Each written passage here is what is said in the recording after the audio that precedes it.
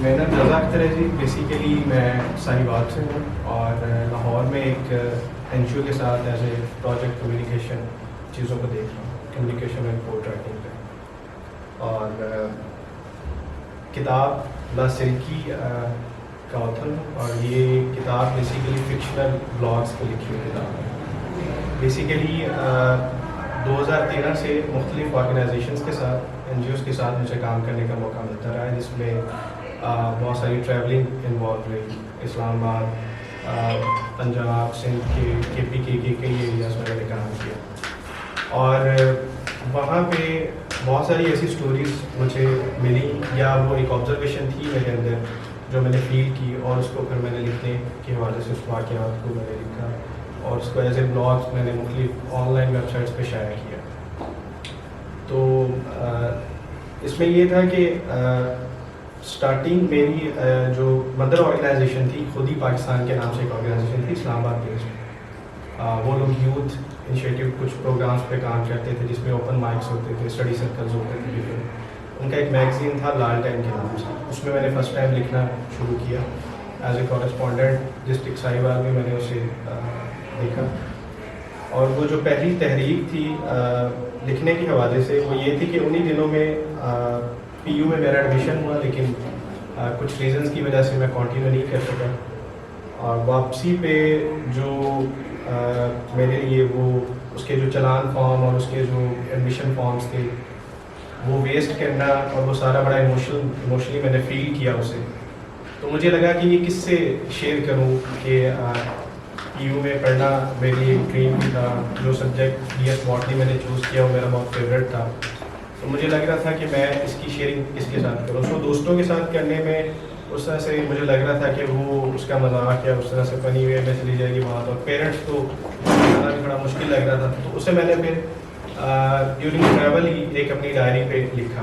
وہ لکھنے کے بعد کافی اچھا فیل کیا, مجھے لگا ایک کتھارسس ہے جو میں نے وہاں پہ اپنے ایکسپریشن کے طور پہ میں نے ایموشنس کے طور پہ لکھا. اس کے بعد پھر خود ہی میں ڈفرینٹ اسی طرح کی چیزیں لکھی. ایک آرگنائزیشن تھی پنجاب لوک سجاگ, یونائٹیڈ نیشن کا ایک لوکل جرنلزم کے اوپر پروجیکٹ تھا, اس میں ایز اے سب ایڈیٹر کام کیا. تو لکھنے کے ساتھ, شوق کے ساتھ, جو تھوڑی بہت مجھے مسٹیکس یا مجھے فیل ہوتا تھا کہ شاید میں اتنا اچھا کنٹینٹ نہیں لکھ سکتا ہوں, وہ جب میں ایز اے سب ایڈیٹر میں نے جوائن کیا لوک سجاگ کو, تو اس میں مجھے کافی امپروومنٹ اس میں ملی, اور میری جو لکھائی مجھے لگا کہ اس میں کافی بہتر ہے. اور پھر بلاگنگ سٹارٹ کی. اردو میں زیادہ تر میرا سارا کنٹینٹ ہی تقریباً اردو میں ہے, اور جتنی بھی اسٹوریز ہیں لا سلکی بھی اردو زبان کے اوپر سارے لکھی ہوئی بیس کرتی ہے اسٹوریز ہیں. اور بیسیکلی یہ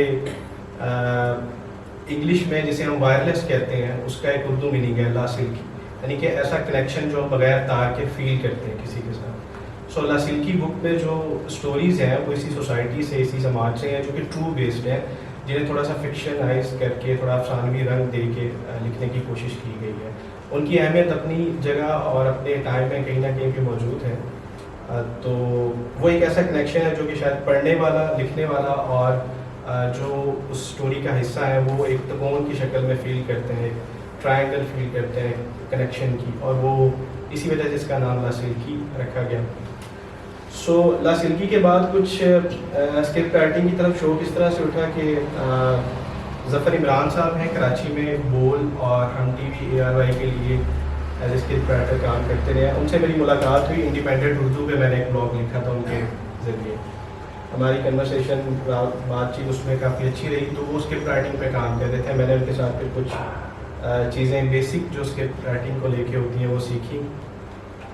انہوں نے پھر جو ہے مجھے انیشلی کچھ جو ہے شارٹ فلمس نہیں لکھنے کے لیے, جس پہ میں نے کام کیا. یہ لو ان لاہور, لاہور میں شوٹ ہوئی ہے. یہ کامیڈی ٹیلی فلم ہے, تقریباً اس کا دورانیہ 1 گھنٹہ ہے, اور یہ اندرون لاہور کے اوپر شوٹ ہوئی ہے. عید پہ یہ ریلیز ہوئی تھی, یوٹیوب کا کنٹینٹ ہے. زمیز انٹرٹینمنٹ ہے, امریکن پروڈکشن. وہ بیسیکلی ہے پاکستانی ہے, لیکن اس پہ اس طرح کی ٹیلی فلمز اور اس طرح کی چیزوں کنٹینٹ پہ وہ کام کر رہے ہیں. سو نور بیسیکلی ایک شارٹ فلم تھی, یہ بھی زمیز پروڈکشن کی طرف سے ہی ہے. نور جو ہے وہ نور مقدم کیس آپ سب نے سنا ہوگا اسلام آباد والا, اس کے اوپر ایک لکھی گئی بنائی گئی شارٹ فلم تھی. اسی طرح سے ایک جگہ ہے, یہ بھی ایک ڈومیسٹک وائلنس کے حوالے سے اور جینڈر وائلنس کے حوالے سے ایک شارٹ فلم ہے.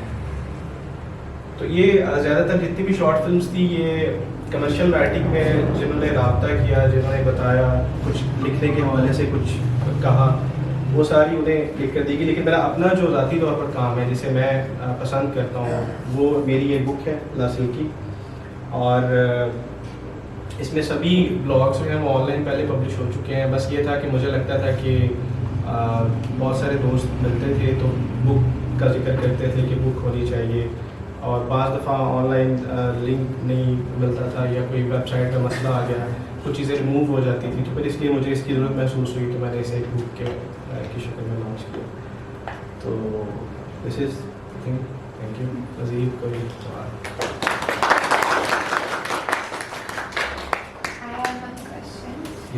Like what is the process of becoming a screenwriter in Pakistan also? Like مطلب پاکستان کی جو انڈسٹری ہے, ڈرامہ انڈسٹری, اس میں تو وہی پرانے اسکرپٹ ہی آتے رہتے ہیں جو دیکھنے کو ملتے ہیں ایٹ لیسٹ چینل وغیرہ پہ.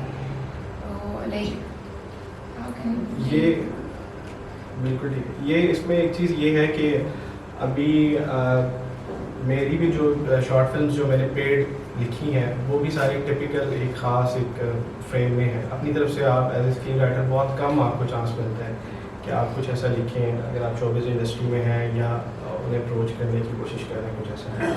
لیکن یہ ہے کہ جب آپ ایک سرکل میں پھر آ جاتے ہیں, جس طرح سے کچھ آپ نے مطلب میں نے جس طرح سے بلاگ سٹارٹ کیے تو اسے آپ ایکسیڈنٹلی کہہ رہے ہیں یا جیسے بھی ہے, میرا رابطہ ہوا ایک دو جو پروڈیوسرز تھے, کنٹینٹ پروڈیوسرز تھے, انہوں نے کہا کہ ہمیں اس طرح کا کنٹینٹ چاہیے, اگر تم لکھ کر دے سکتے ہو.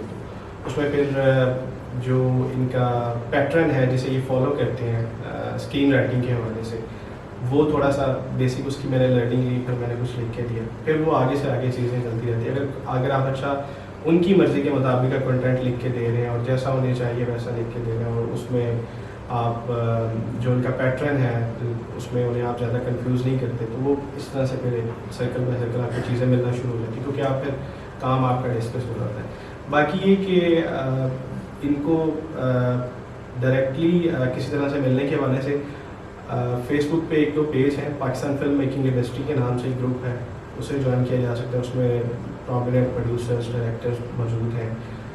اس میں آپ بتاتے ہیں کہ میں as a script writer screen writer کام کرتا ہوں یا کرتی ہوں, میرا یہ کام, تو اس میں بھی آپ کو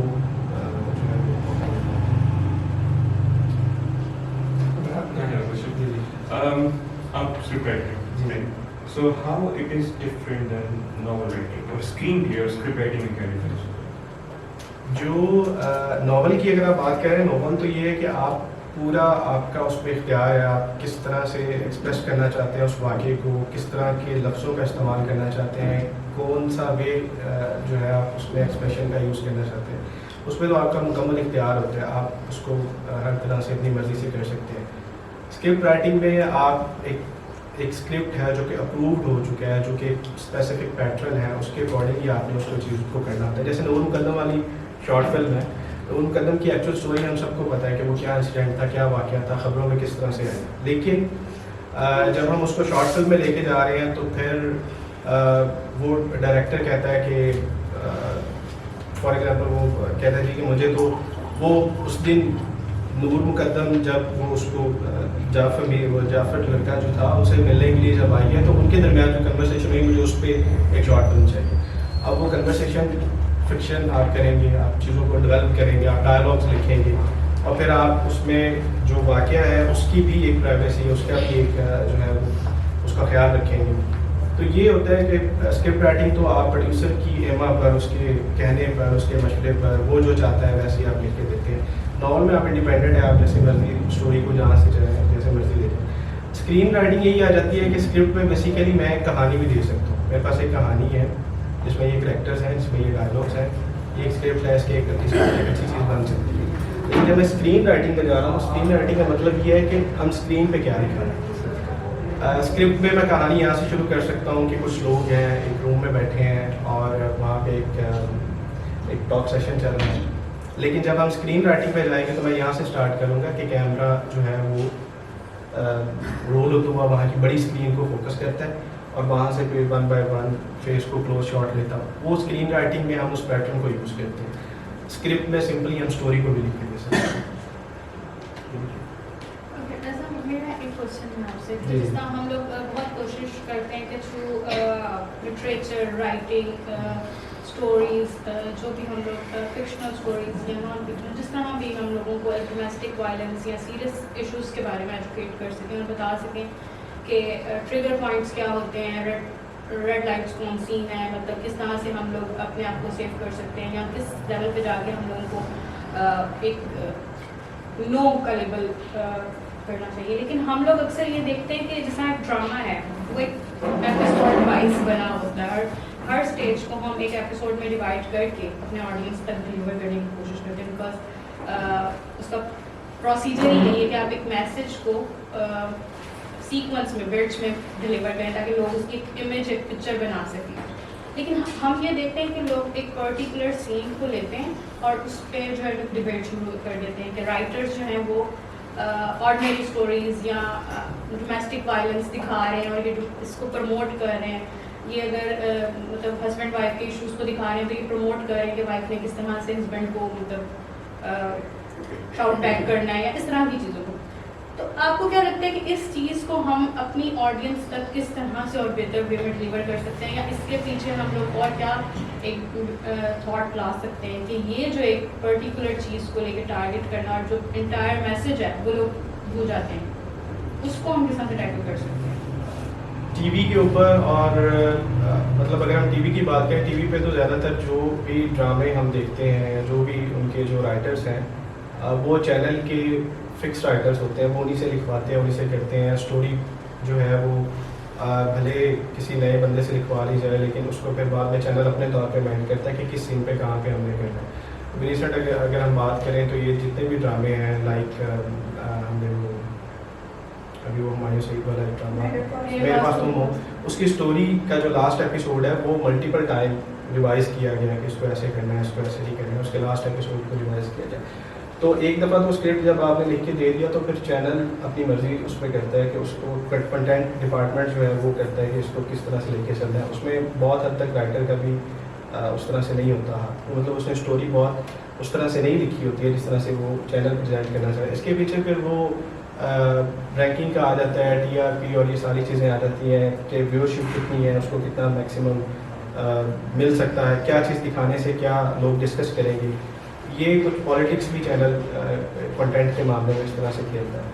اور جہاں تک بات ہے کہ ہم اس کو بہتر طریقے میں کر سکتے ہیں, میرے خیال میں ٹی وی یہاں پہ ہمارے ڈرامہ پاپولر ہے لیکن O T T platforms جو ہیں وہ اس چیز پہ کر سکتے ہیں. آپ اس پہ چیزوں کو زیادہ انڈیپینڈنٹلی دکھا سکتے ہیں یا آپ اس میں جو ہے وہ چیزوں کو مزید بہتر کر سکتے ہیں. آپ ایک ٹپیکل ٹائپ کا ایک ہی طرح کا کنٹینٹ نہیں اس میں دکھا سکتے, آپ ڈفرینٹ اس میں آئیڈیاز کو ڈسکس کر سکتے ہیں. لیکن چینلز جو ہیں وہ زیادہ تر وہ ایک بھیڑ چال کرتے ہیں. ایک ڈرامے ٹی وی پہ اگر ایک ڈرامہ اچھا چل رہا ہے تو باقی بھی کہیں گے کہ ہمیں اسی طرح کا آپ کچھ نہیں کہتے.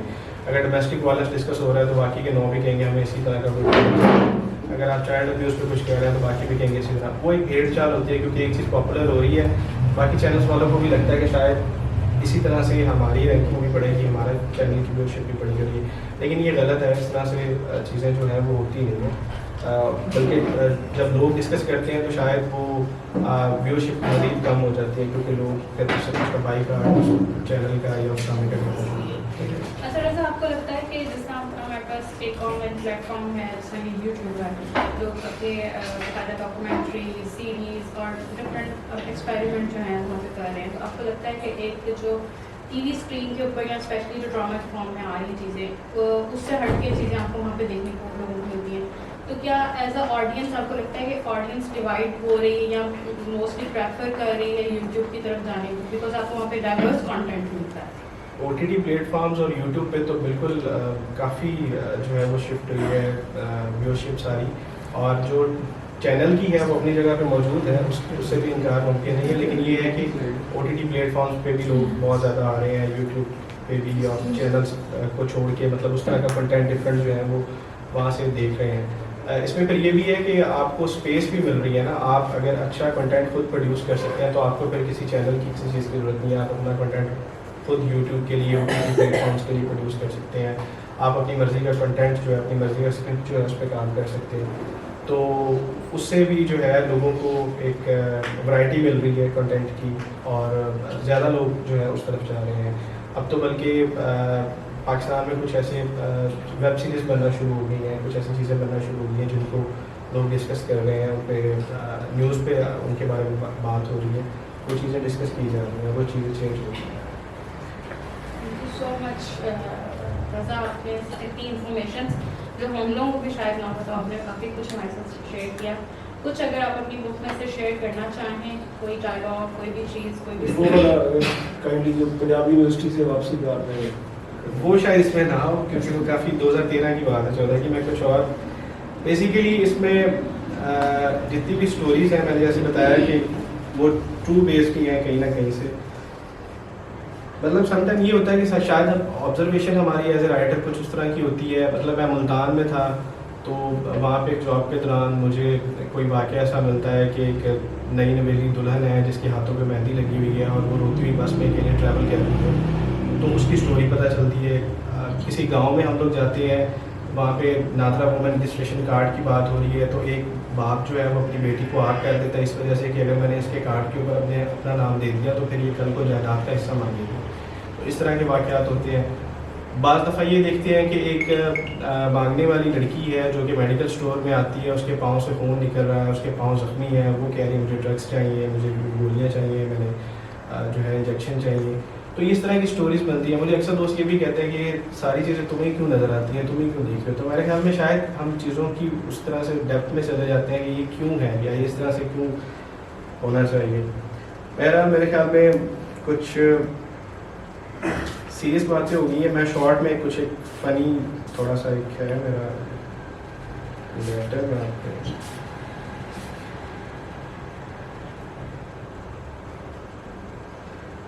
یہ ایک فری لانسر کی بیوی کا اپنی سہیلی کو خط ہے جو کہ اپنی روٹین لائف میں اسے خط لکھ رہی ہے کہ میری لائف کیسی ہے. سلام سیما, کیسی ہو؟ امید ہے نئے گھر میں شفٹ ہونے کی تمام تر تیاریاں مکمل کر لی ہوں گی اور اس بند گلی کے آخری لمبے ترنگے مکان میں یہ تمہارے آخری دن ہوں گے. بھائی بہت خوش قسمت ہو کہ تمہیں ایسا شوہر ملا ہے جو تمہاری ہر بات مانتا ہے اور تمہارے مشورے پر عمل بھی کرتا ہے. کاش اس جہان کے سبھی مردوں کو اتنی عقل آ جائے, لیکن میں نے شادی کے اس تجربے سے ایک بات مشاہدہ کی ہے کہ دفتر کی نوکری کرنے والا شخص جب اپنے دن بھر کے کام میں مختلف لوگوں سے میل جول کے دوران ان کی زندگیوں کے بارے میں جانتا ہے تو وہ ان سے اچھی اچھی باتیں چن کر اپنے پاس ذہن نشین کر لیتا ہے اور بوقت ضرورت ان باتوں کو اپنی زندگی پر بھی عمل پیرا کرنے کی کوشش کرتا ہے. جیسے گھریلو زندگی میں جدت اور ورائٹی پنپتی رہتی ہے, لیکن ایک ہم ہیں اور ہماری قسمت. ہم سے پوچھو تو ہم وہ ہیں جن کو دفتر نصیب ہی نہیں ہونا. پتہ نہیں وہ کیا وقت تھا جب اماں ابا نے سافٹ ویئر انجینئر سمجھ کر اس ڈیجیٹل ٹھیکیدار قسم کے بندے سے میری شادی کر دی. مجھے تو بعد میں اندازہ ہوا کہ انہیں فری لانسنگ کی بیماری ہے اور بیماری بھی ایسی جو اپنے عروج پر ہے. آئے سیمی کیا بتاؤں, میرے تو سارے خواب ہی چکنا چور ہو گئے. نہ صبح کا ناشتہ بنانے میں کوئی مزہ ہے اور نہ ہی رات کا کھانا کھانا. کبھی صبح کا ناشتہ دن 12 بجے سجتا ہے تو کبھی رات کا کھانا رات کے 12 بجے. ان کے ساتھ رہ کر تو اب مجھے بھی لگتا ہے کہ شاید میں بھی بیمار ہو گئی. ان کا کمرہ ہی ان کا آفس ہے اور روزانہ کے 10-15 چائے کے کپ ان کے کلائنٹ ہیں اور ہم تو گھر کے خادم بورڈ سے بڑھ کر اور کچھ نہیں. یہاں زندگی صحیح ڈگر پر ہی نہیں ہے تو جدت اور ورائٹی تو درکنار. میرے تو کان ہی مایوس ہو گئے یہ سننے کی آس میں کہ صبح 7 بجے گھر میں جلدی ناشتہ تیار کرنے کا شور ہو, وہ مجھ سے جوتوں ٹائی اور گھڑیاں پوچھے اور میں انہیں جاتے ہوئے لنچ باکس تیار کر کے دوں. لیکن نہ ہی یہاں کوئی ایسی گہما گہمی اور نہ ہی کوئی کلاسک روٹین لائف. اس فری لانسنگ کے چکر میں سب کچھ خاک ہو کے رہ گئے. تمہیں شادی سے پہلے کا قصہ یاد دلاؤں تو تمہارے رونگٹے کھڑے ہو جائیں گے. انہوں نے جب اپنی جینز اور چیک والی شرٹ میں تصویر بھیجی تھی جو تم نے بھی دیکھی تھی تو تمہیں یاد ہوگا وہ اتنے اسمارٹ اور خوبصورت لگ رہے تھے کہ میں تو خوشی سے پاگل ہو گئی تھی اور سوچا تھا کہ سیما کو جب یہ تصویر دکھاؤں گی تو اسے اپنے گنجے اور ٹھگنے مگیتر کو سوچ کے رونا آئے گا. لیکن میں اب خود کو کوستی ہوں کہ ایسا ضرور میں نے سوچا بھی تو کیوں. کل ہی کی بات ہے, میں کمرے میں چائے کا کپ لے کر گئی تو یہ دیکھ کر دل کرچی ہو گیا کہ ان کی توند اس قدر بڑھ چکی ہے کہ انہیں کرسی سے اٹھنے کے لیے اپنے کی بورڈ والی دراز کو ہٹا کر پہلے توند باہر نکالنا پڑی اور پھر وہ کھڑے ہوئے. پیٹ اور کولوں کے گرد اتنی چربی جمع ہو چکی ہے کہ میرا دل کہتا ہے اب میں سیما کے گلے لگ کر رو لوں. میرا تو غرور ہی ٹوٹ گیا. ابا جب سرکاری ملازم تھے تو ہمارے گھر میں اتوار کا دن عید کا سما ہوتا تھا. سب ہفتے کی چاند رات مناتے, رات 9 بجے والی فلم دیکھ کر رات گئے دیر سے سوتے. پھر صبح کا عالم تو تمہیں بھی یاد ہوگا, ایک دن تم بھی تو ہمارے گھر رکی تھی. ہلکا پھلکا ناشتہ کر لینے کے بعد دوپہر کے کھانے میں پوری دل جمی سے بھنی ہوئی کلیجی, مکھنی ہانڈی, دیسی گھی لگی روٹیاں, تازہ ہرے کھیروں کا سلاد اور توے پہ بھنے ہوئے زیرے کا ٹھنڈا رائتا تیار کیا جاتا جس سے دہرانے کا اہتمام ہوتا. اور یہ سب اس لیے بھی تھا کہ ہفتے کے 6 دن بعد ابا جی کو چھٹی ہوتی, لہٰذا سب ایک نشست پر بیٹھ کر دوپہر کا کھانا کھاتے. لیکن سیما یہاں تو 3 سال ہونے کو ہیں. مجال ہے سوائے شادی کے پہلے 3-4 مہینوں کے علاوہ جنہیں کبھی اپنے کمپیوٹر والے کمرے سے باہر نکلنے کی مہلت ملی. نوکری کو تو یہ کفر سمجھتے ہیں اور بس انگریزوں کے پٹھوں بن کر ڈالر کمانے بیٹھے رہتے ہیں. کوئی سوال کرے تو کہتے ہیں کہ اتنی کمائی نوکری سے نہیں ہوگی. سیما یہ سچ ہے کہ وہ اچھا کما لیتے ہیں, لیکن خالہ سمجھایا کرتی تھی کہ سب کچھ پیسہ ہی تو نہیں ہوتا. زندگی گزارنے کے لیے جذبات بھی بہت معنی رکھتی ہیں. میں ان پیسوں کا اچار ڈالوں جنہوں نے ہمارا شباب ہم سے چھین لیا اور ہمارے گھر دفتر بنا دیے. خیر, اپنے دکھڑے سنانے بیٹھوں گی تو دنیا کے کاغذ کم پڑ جائیں گے. تم کسی دن گھر چکر لگانا, تمہیں سب کچھ پاس بٹھا کر سناؤ گی, شاید دل کی برادری کچھ کم ہو, ورنہ تو کمپیوٹر کے ساتھ لگی تاروں کو ہی گلے میں ڈال کر گزر جانے کو جی جائے. میرے خیال میں تم اتوار کو ہی آؤ گی, کیونکہ خوش قسمتی سے بھائی جان کو دفتر سے چھٹی بھی اسی دن ہی ہے. یہ تو اور بھی اچھا ہے, میں دوپہر کے کھانے کا انتظام کروں گی اور اسی بہانے مجھے بھی اتوار منانے کا سامان میسر آ جائے.